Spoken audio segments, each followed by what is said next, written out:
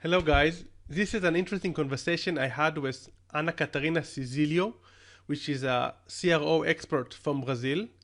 In this conversation, Ana shared a case study that she did with a company called Doña Coelia, which is a Brazilian company which is selling mainly adult sex toys.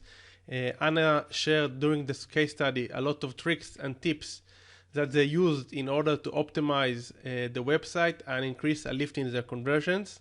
Regardless, later on during the conversation, Anna also shared a few more ideas and best practices in regards to B2B CRO. And generally speaking, this was a very interesting conversation with a lot of takeaways and ideas for optimization, very original ideas, which I already started to implement in my own stores because I recorded this conversation a few days ago. And yeah, I'm sure that you'll enjoy this conversation. Anna is a great expert, and please enjoy.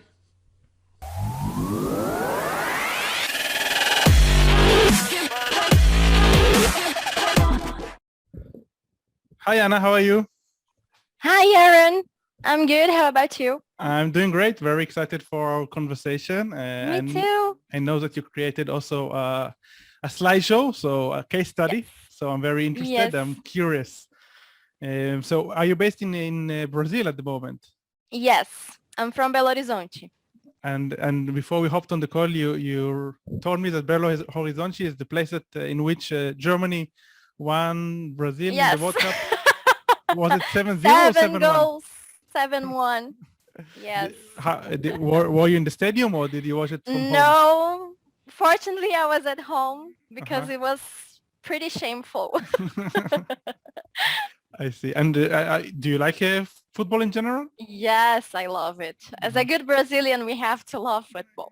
For sure, for sure. Awesome, great. So can you tell us a bit about me and the listeners, a bit about your background as a CRO? Yes, of course. I first started working with CRO in 2015, I believe.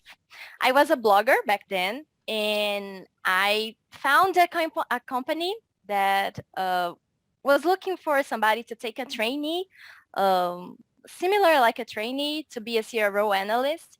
And since then, I have been in love with the area and all the possibilities that experimentation brings us.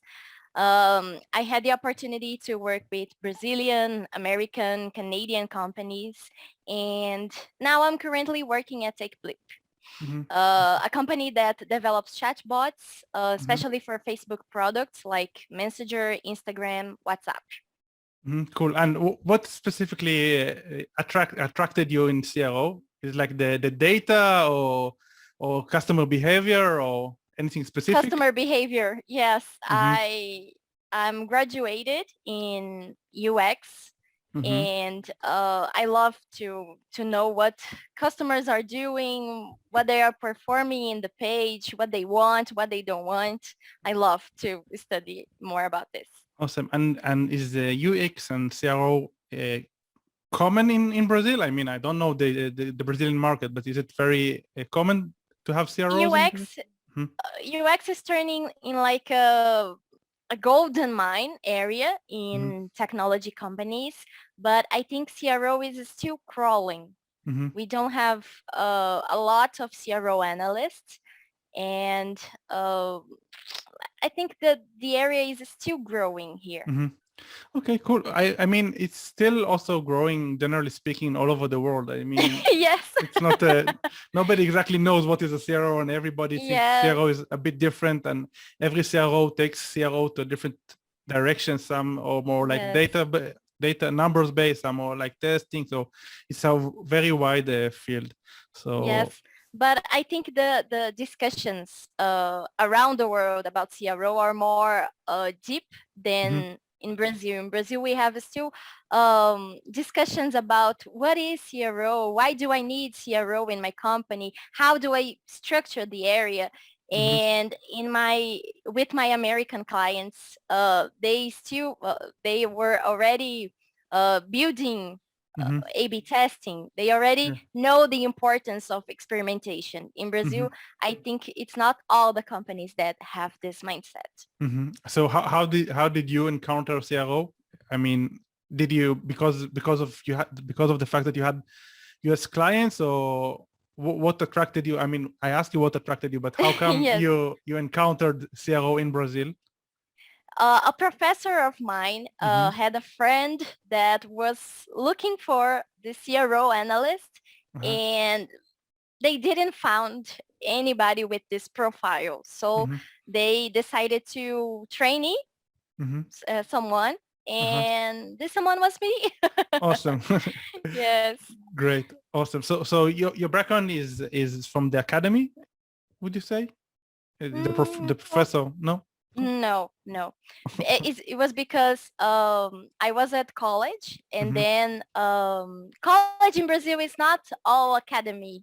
Mm-hmm. They are pretty the the the the, the university I was in was Mm-hmm. pretty um, near to the marketing, the Mm, market.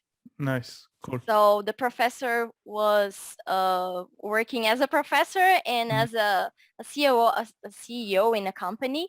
Ah, nice. And yes, and Mm-hmm. he was friend of this other CEO Mm-hmm. that I work with. Awesome. Great. Cool. So should we dive into the case study and afterwards Yes, cover yes, some questions? Awesome. So I gave you the host yes. permission, so go ahead and share Okay, screen whenever you want. one sec. Can you see my screen? Yes. Okay. So talking about this case, Mm-hmm. now I'm currently working in a B2B Mm-hmm. company, but I work a lot with e-commerces before, and that's why I'm here today. This case belongs to the company I used to work in, Mm-hmm. so I can't talk much about results because Mm-hmm. of NDA, Mm-hmm. but I'll be happy to talk about this because it was a great job we did Mm-hmm. there. Awesome. Dona Coelha could be translated to something like Miss Bunny or something like this.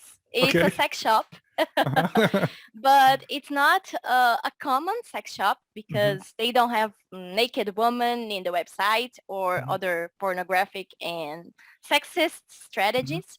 Their audience is pretty much young women and LGBT people.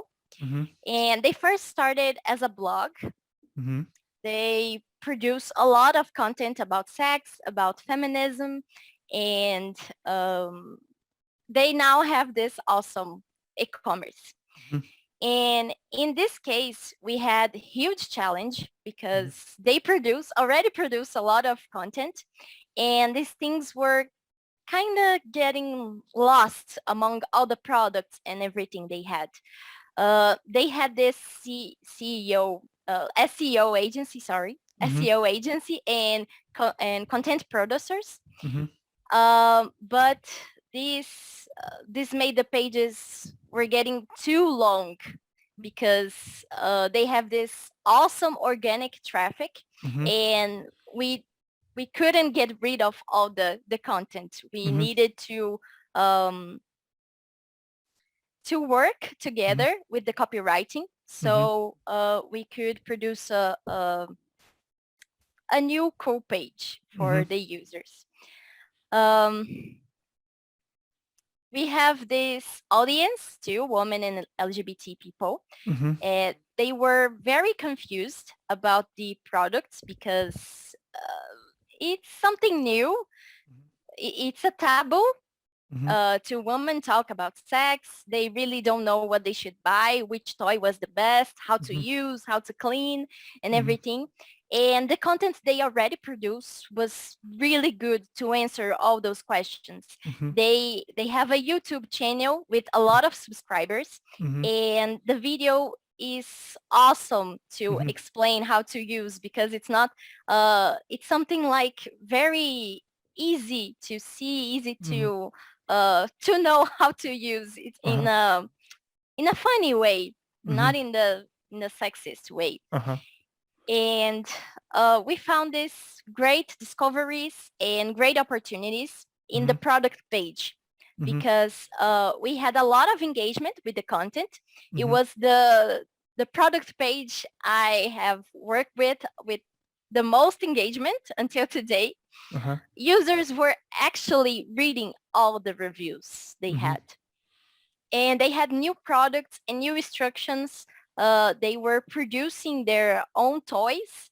Mhm. So they have now a line called Dona Coelha Toys. Mhm. And we're pretty much losing all this because we don't have the page well organized. Mhm. Um, this was the main problems we found. Mhm. Um, in the mobile, that was the main device Mhm. that accessed the page. We have a false bottom. So the only thing people could see when accessing the Mhm. page on mobile, it was the photo of the product, Uh-huh. nothing else, only the Mhm. photo. The page was too long because of the CEO, the SEO Mhm. content. Mhm. The SEO content was very helpful. Mhm. It was something like incredible. The SEO was very well structured, Mhm. but was disorganized Mhm. in the page. It was like a lot of text. Mhm.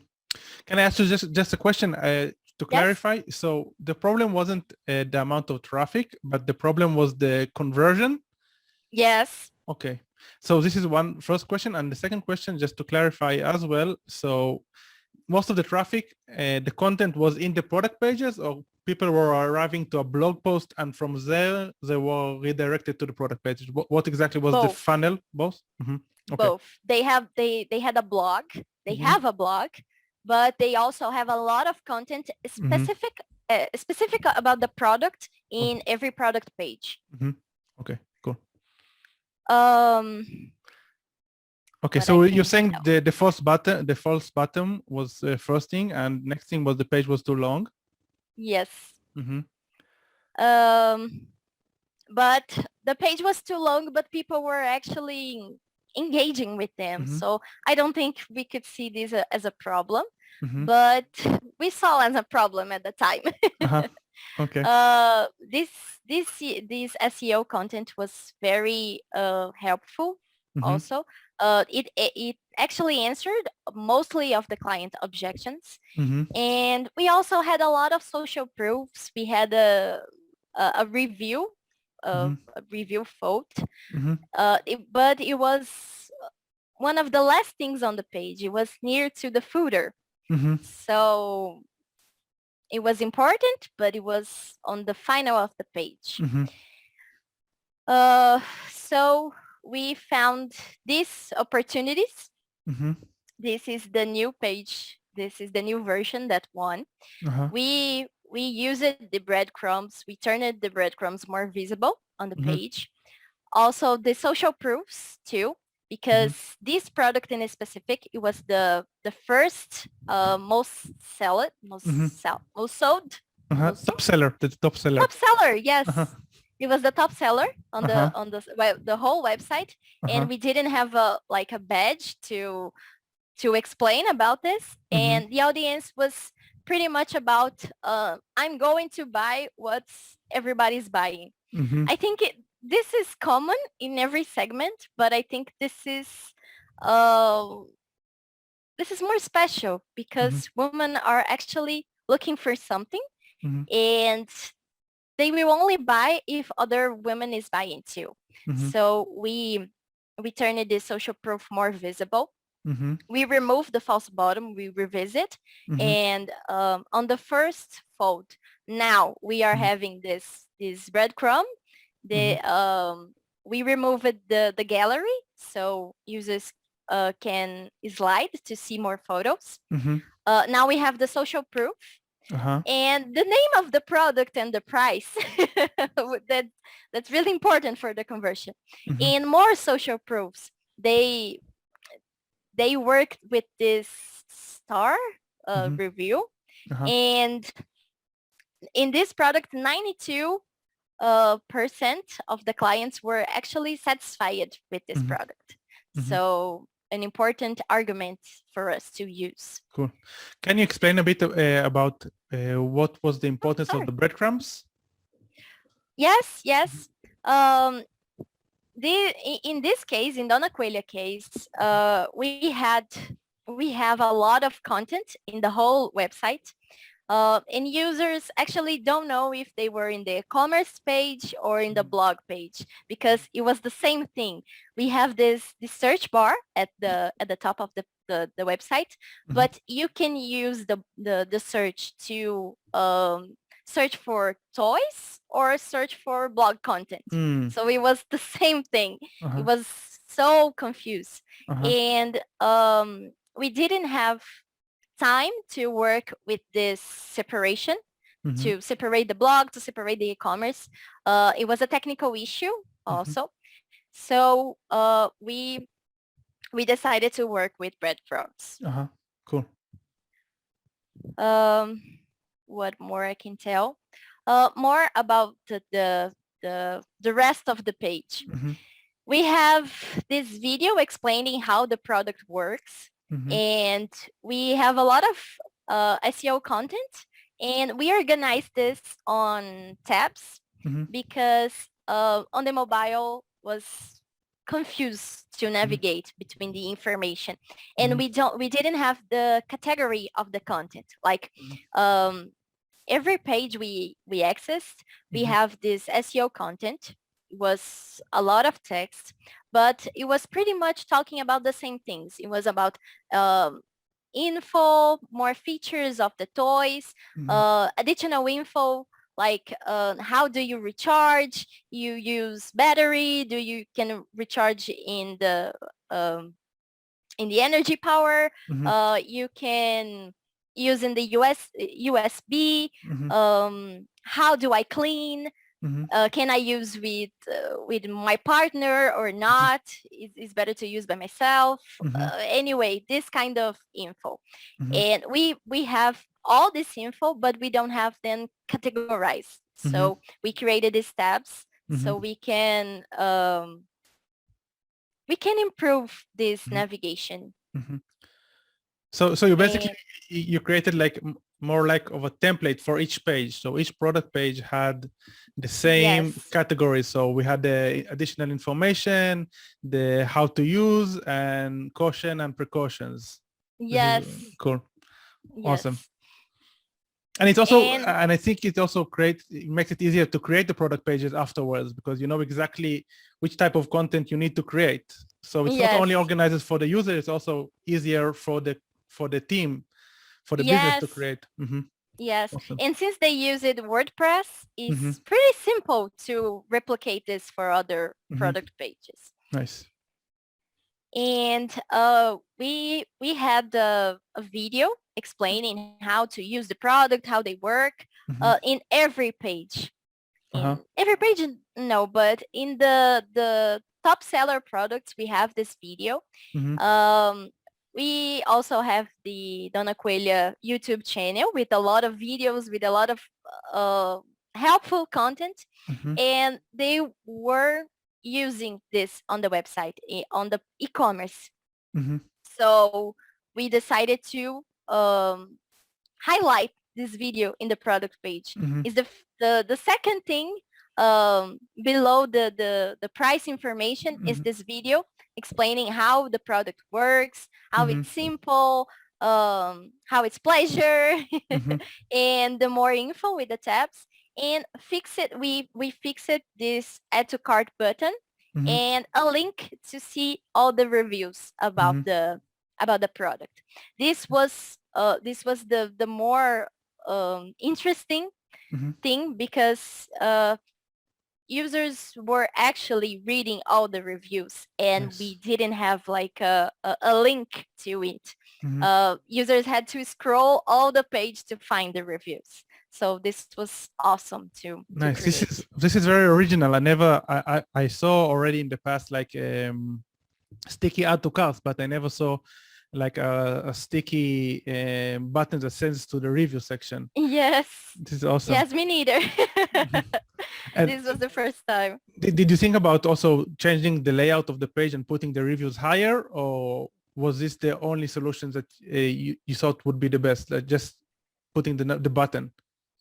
it's because we had a lot of reviews, and since we had this technical issue, because only to context, we created this test in Google Optimize. So this test was produced by a front-end developer, and we made all this in JavaScript. Nice. So we couldn't made any default changes. So the reviews were our only fault with all the reviews. They didn't have a pagination, navigation in this fault. So if we put the reviews below, we would lost the tabs, the info, the videos. It was more like a prioritization. Yes. Cool. And another question about the reviews. In the reviews, so basically, if someone scrolled in the reviews and saw and had interest in buying the product, so he had the sticky add to cart button, which he could have pressed, basically. Yes. Okay. And considering that we are using the phone more in the right, we are using the reviews in the left. So we didn't. Yes. Cool. And how did you come up with this idea? Because you saw like using usability tests or session recording, that you saw a lot of people reading the reviews. I mean, what was the process of thinking about the reviews in the sticky bar? Yes, we made it, I think 5 usability tests, and all the users, all the participants told us that the first thing they were looking for in the page were actually the reviews. They were actually looking for is that a friend of mine that bought in this e-commerce before? Do I know anybody that bought on this e-commerce? I don't know, because the reviews are very sincere. People are actually sincere. So I like this product, but it was not good to using with my partner. I don't like it to use the battery, so I would rather use the recharger. So it was important to people to know what they were talking about this product, about the e-commerce, about the delivering. It was a discreet deliver. All the participants told us that. Interesting. And can you elaborate a bit about how did you ask them? I mean, how did the usability test look like? Was it on the phone or? No, we used a tool called Testa Isso. In English, it would be like test it. Okay. It's we don't have direct contact with the participant. We only create the questions and send to the participant, and they were actually using the page and talking. Oh, I like this. I don't like that. I would use this. I don't use this much. I prefer this. So it's like a free. We give this freedom to the participant to tell us more about about their experience. Cool. And did anything else come up besides the reviews that surprised you? To surprise, maybe not, because we already saw everything. We saw a lot of insecure women talk about this, like a religion girl talk more about this. I don't like to buy these things, but if I would buy, I would do this, something like this. But it's normal. It's normal. It's a taboo. It's not for everyone. But this was the highlight we had. Nice. Cool. And last question about the reviews were the reviews sorted in a way? I mean, some in Amazon, you can sort out the reviews by the reviews that people found most helpful, for example. Yes. So did you have this as well? Or I think so. I don't remember exactly, but they use a tool for reviews. So I think you can sort all cool. in at the time we were talking about having this verified purchase. So we can sort by people that actually bought the product in this e-commerce, not on every other site. Cool. Awesome. Yes. Great. It's very interesting. Thank you so much. Yes. Go ahead with the next slide. I'm sorry for disrupting. So no. No problem. And also you ask about the reviews. We also saw on these CRO maps that people were engaging with the page, but as we are used to, people don't like 30%, I don't know, maybe was not seeing the reviews. And this was definitely important for us. Cool. Was there, I mean, once you did the split test, okay, this is exactly what I wanted to ask. Cool. We saw these results. We have this uplift on transactions rate. Yes. And 50% uplift on the total revenue. We used the Bayesian statistics for this test in Google Optimize, as I said, and it was very cool. The client was very satisfied with these results. I would imagine it's a great lift. Do you remember what were the major changes? I mean, was the sticky add to cart the biggest uplift, or the breadcrumbs, or can you like rate what was the most impactful change in opposing to the less impactful? Do you remember? We created this new whole version with all these changes at once. Oh, I see. We didn't. Yes, we had a traffic problem at the time, so we couldn't put a multivariate testing live. Cool. Yes, so we created this new whole page with all these technical issues. We work around to create this new version in JavaScript, and I think it was a sum of all this. Nice, cool, amazing. Yes. This is awesome. Okay, so is there anything else in the case study or no? No, I think that's it. Awesome, cool. Okay, so I have a few more questions. Okay. So why did you choose Google Optimize? Or because it's free and yes. good? Yes, the client was not familiar with A/B testing. So in this agency that I used to work in, we used Google Optimize because it's free and because we work pretty much with clients that don't have this experimentation mindset. So it's okay for us to use Google Optimize since we aren't using more advanced features. Cool. And today you're working in a B2B company, and is there a major difference in? Yes, a lot. So can you elaborate a bit? Yes. In e-commerce, we have this everything is for yesterday. Like we don't have much time to process all the things, all the learnings.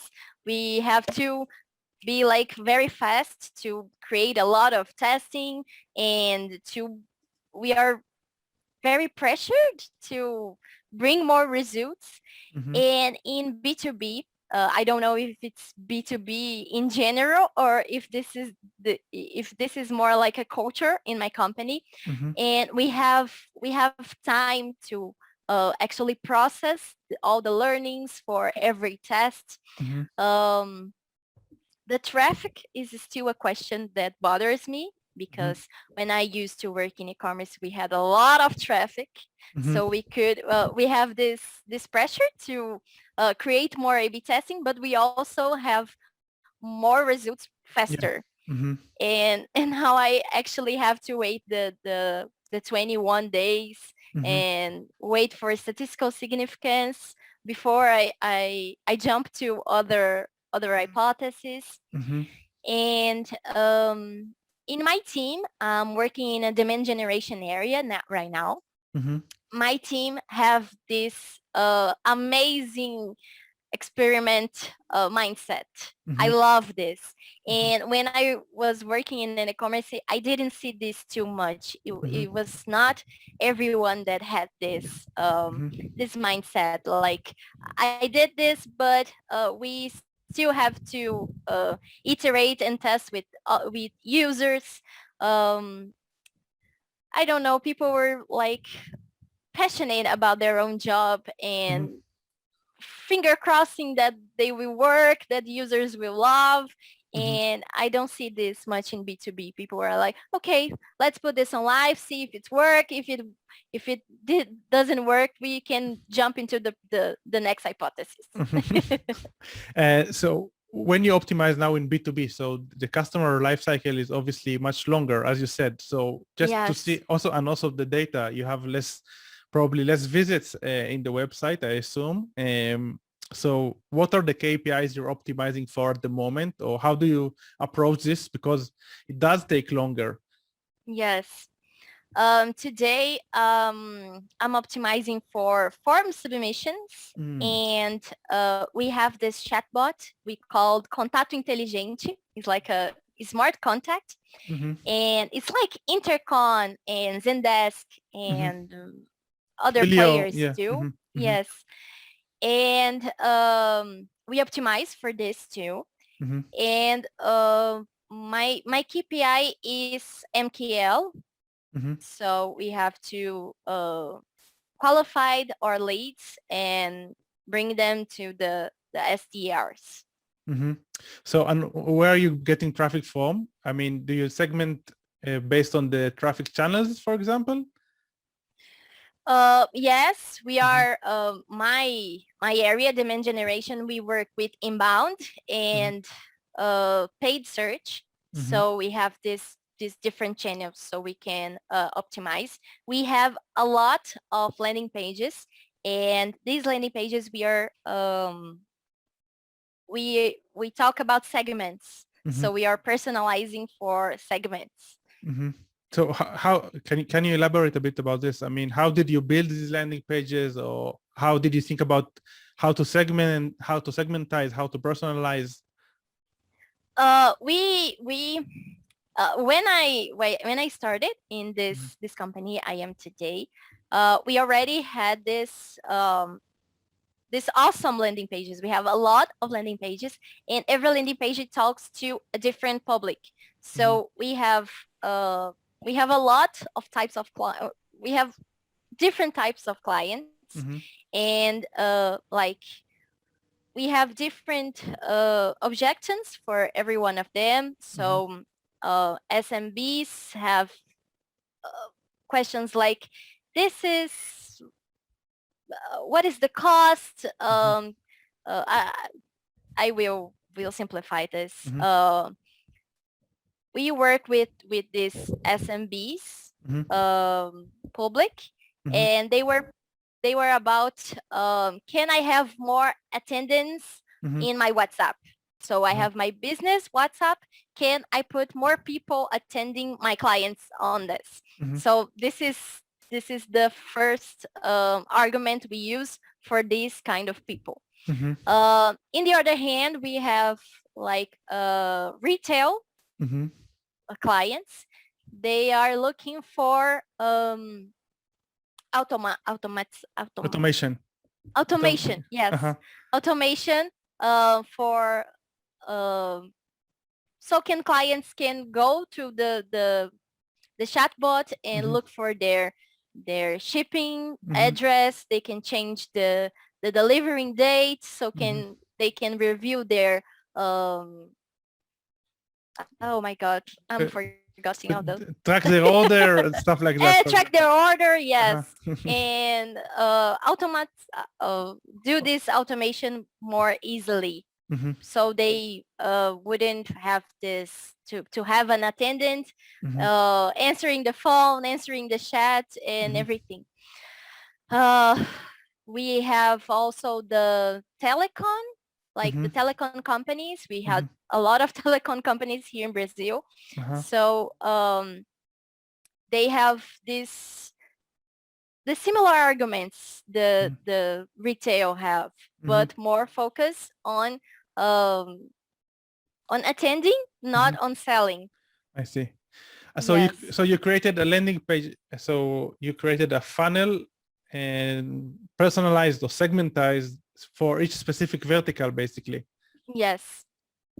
And so we can use these different arguments, different arguments, and different images also, because we have like we have different features for different publics, so we can mix and match these things on the landing pages. So we said images and also different objections per. Yes. Interesting. And is there any other difference that you use? I mean, in each funnel, for example, the pricing is similar, for example, or we have different plans for everyone of this public, and we also have different conversions, because we can create an incentive that people would send their data for us via form, via chatbot, smart contact, or via WhatsApp for this small business we are talking about. So people can actually see how our WhatsApp automation works. So they convert on WhatsApp. So it sounds very professional, and I believe that this is how it should be done, but I'm sure that many people overlook segmentation. So yes. What is your take about how important is segmentation for a CRO? It's extremely important. People actually don't look at this, mainly here in Brazil. I worked with a lot of American clients. They were getting into us talking about personalization. So I have this public, this public, this public. How do I talk to each of them? Here in Brazil, I don't see this working. I see this now in B2B, but in e-commerce, it's rare. It's rare to see this. In the e-commerce I used to work in, we had this like 1-2 campaigns to the man public. We sold for mostly for women, but when we started to advertise for men, we actually see our conversion rate raising. So we discovered this new public, but people don't our website was not ready to receive men. I don't know, maybe the layout, something was not working for the men public. So our campaigns were like bringing a lot of clicks, a lot of traffic, but we are not delivering these results. So the men didn't convert as well as, yes. Even though they did click on the ads you're saying. So let's say I have an e-commerce store and I'm selling broad products, not sex toys, for example. So yes. what types of segments should an e-commerce store owner have? Gender-based, age-based? How do you suggest approaching the segments, or how to decide on which segments should I have? I like to start with the location segmentation, because we here in Brazil is huge, so we have this problem that not every state receives the same benefits than other states. So if a person from Rio de Janeiro is accessing the website, we can offer free shipping. We can offer 2 days of delivering, things like that. But if people from Amazonas, the Amazon forest is looking for a product, we unfortunately can't offer these benefits. So we could do like asking their zip code in the beginning of the session. Yes, Mercado Livre does that very well. Amazon also does this, to ask their zip code first, and then started to see how what benefits they can show along to the session. Interesting. So okay, so first thing is the location. What else? What other tips do you have about segmentation? So maybe how should someone think about segments? I mean, using the usability test, so you can see, or maybe based on the data that you get from the Facebook ads or Google ads. How do you normally? I think mobile desktop also is a good segmentation, because in B2B business, talking about my business today, we have this people who are in the working time, looking for a tool that they can improve their business and everything, but they prefer to convert in the desktop. When they came into the job in the office and open their notebook and start to actually doing their business. But when they are on the cell phone, they are not looking to convert. They are looking for information. They are looking for other people that uses this the same tool. They are looking for social proof, not necessary for conversion. In an e-commerce, I saw this same behavior, but for other reasons. People were looking, were in the Instagram, and then came to the store and love the clothes, love everything, but was I don't know if the environment of the website was not secure enough, or not showing this security enough, so the people could convert. They prefer to convert on the desktop when they can put their credit card data without having this second thoughts. Interesting. So how, for example, in your current business, so how would you structure differently the mobile in opposing to the desktop? Because you said that people in desktop are more likely to convert, and we see it often. I mean, the conversion rates normally in desktop are higher. But how do you, I mean, would you structure the pages completely differently in the mobile, because the mobile is more for like scrolling and checking stuff out? I think so. Yes, because in the mobile we could use the smart contact, for example, and the smart contact will contact these people, see what they are looking for, see how can we help, and when we put this form submission as the main conversion point, we are actually don't have this opportunity to see what they are looking for, what they are expecting to see in this landing page. So in the mobile, I would prefer put this chatbot, and in the desktop, like highlighting this form submission. Interesting. Nice. I really like this. And did you split this or just because it makes more sense? Not yet. I didn't test this, but I see it's a common behavior. Yeah. It's a common behavior. Awesome. I saw this on other competitors. I saw this on HubSpot, also does that, and Intercon also does that. Drift, I think. Cool.